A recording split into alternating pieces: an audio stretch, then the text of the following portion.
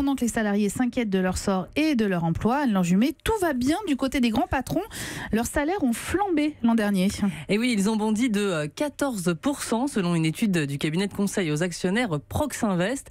En moyenne, les patrons du CAC 40 ont touché sur l'année chacun un peu plus de 5 millions d'euros, ce qui revient en fait à percevoir 135 fois le salaire brut moyen.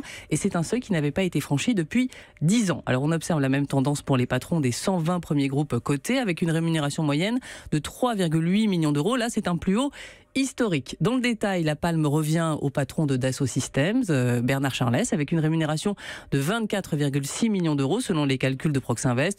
L'entreprise dit un peu moins, mais ça reste très élevé, 15,8 millions.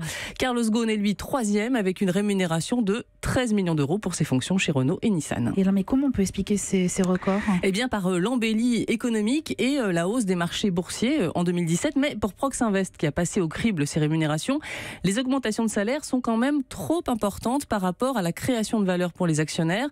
Et même dans une majorité des cas, souligne ce cabinet, les rémunérations sont déconnectées de la performance boursière de l'entreprise. Et alors pour les salariés, est-ce que leur salaire augmente de la même façon ? Eh bien non, bien sûr, ils ne sont pas augmentés au même rythme. Évidemment, vous l'avez compris.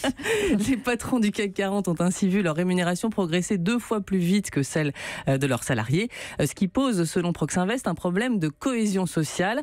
Alors il y a quand même des moyens de réguler tout ça, et là je pense à la pression de l'opinion et des politiques quand la rémunération est jugée trop élevée, voire illégitime. C'est ce qui est arrivé encore récemment au patron de Carrefour, Georges Plassat, qui a dû abandonner sa prime de non-concurrence de près de 4 millions d'euros.